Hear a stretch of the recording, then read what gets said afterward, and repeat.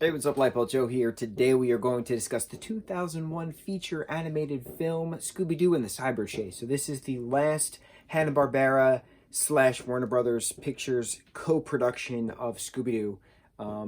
After this, we only had the four. We had Zombie Island, Witch's Ghost, Alien Invaders, and Cyber Chase. And then after that, it's just Warner Brothers moving forward. So it's the end of an era. It's the end of our four chunk, and then we start. But that's the point of Scooby-Doo. It's one chunk, and then another chunk, and then another chunk. So what's really cool about this is that it brings in modern tech. It brings in modern storytelling within the Scooby-Doo gang. So the Scooby-Doo gang are visiting their old friend Chris, who used to go to high school with them. He's this bigwig student at this college. They named it, I don't remember. But he made a video game based off of the Scooby-Doo and Mystery Incorporated stories, adventures, villains, monsters, unmasking, mystery stuff, right? Mystery. And so, wow, that was a Plush Time Wins automatic subconscious mystery reference. Cool. Oh, YouTube, how you indulged me before bedtime. So, train of thought was just derailed completely. Scooby-Doo, Mystery Inc., monsters, mystery. Okay, so Chris made a video game, a PC game with the Scooby-Doo story, right? There's 10 levels, but in the meantime, there's another student who made a baseball game. There are professors doing their own things, but they created a way to teleport an object. I'm just going to use my Bonfire Bash Fine Fragrance Mist from Bath & Body Works, which is the best scent in the history of mankind, by the way. Anyway, so this laser can shoot the object, and the object will dematerialize, and the atoms get sucked into the game, and it becomes an actual game, so part of the game. Very neat. Very, you know what, we're gonna spray this just because I need to. That toasted marshmallow smell with like the burnt fire in the background. Oh, it's gorgeous.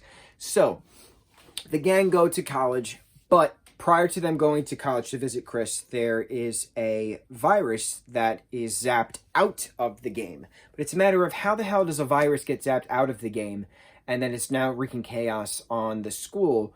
Someone had to create the virus. The virus just doesn't appear. It has to be created. So the gang get there. Velma's doing all her science, brain whiz stuff, and they can't figure it out. They get inadvertently sucked into the game. They get lasered into the game. The whole Scooby gang, Fred, Velma, Daphne, Shaggy, and Scooby, get sucked into the game, lasered into the game with the cyber monster, the cyber phantom, as he's called. And so they're going from level to level to level to level, 10 levels to win the game and defeat the monster. They figure out that since the phantom virus is a collection of electromagnetic pulse, if they take a magnet, they could technically destroy him. It worked briefly in the real world, and then they all got sucked into the game. Shaggy forgot he had the magnet in his back pocket the entire time.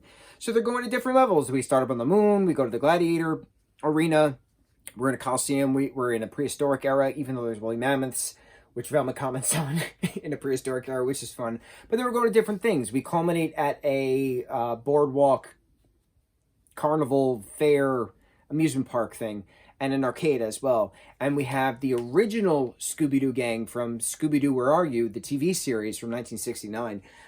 So we have Shaggy in his red shirt, we have Scooby in his red collar, all of our original characters are in their original clothes as well. So it's fun interacting, Fred with Fred, Daphne with Daphne, Velma with Velma, Shaggy with Shaggy, Scooby with Scooby.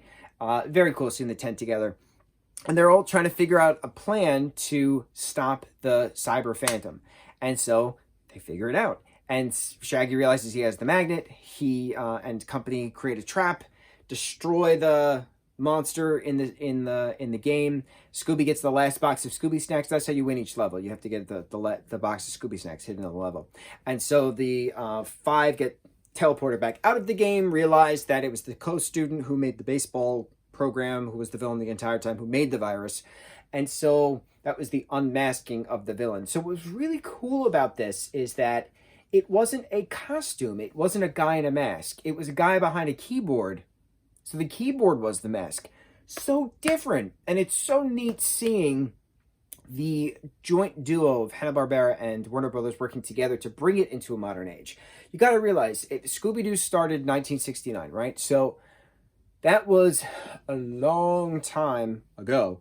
But that was 30, what, 31, 32? 32 years.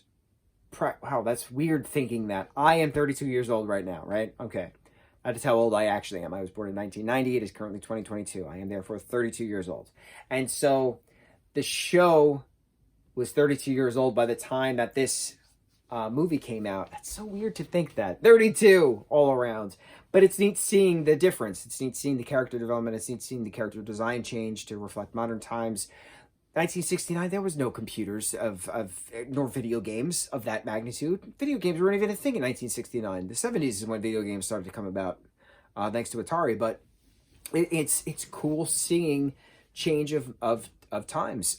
We had the most recent CGI movie, Scoob, with the gang first meeting. Straight up CGI, computer generated images, all, nice mysterious thing, but set in a modern time. So it's the kids how they first met, but in modern eras with cell phones and headphones and things like that.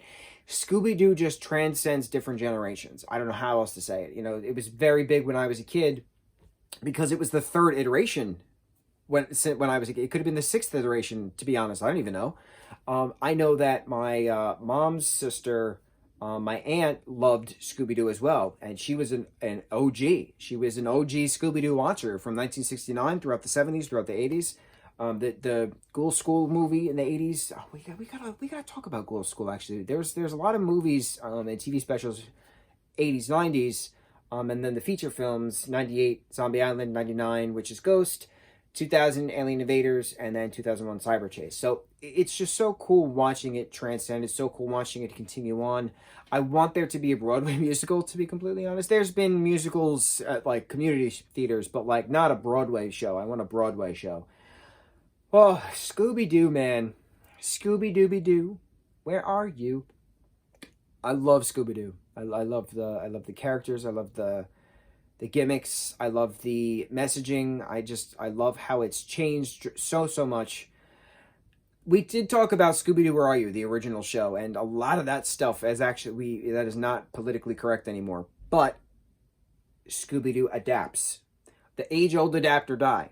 It's learning from the past to not repeat the past, but how do we move to make the story relevant? And Scooby-Doo always makes the story relevant. Even with the most recent Scooby-Doo and the Mystery Incorporated gang teaming up with Elvira to help a Halloween thing. What was it? Happy Halloween, Scooby-Doo? We talked about that. Awesome movie. It's just really neat seeing the different generations and different modern times represented within the Scooby-Doo gang. Love it. I keep repeating myself. I'm going to cut it off at that. On to the next review, which mahalo.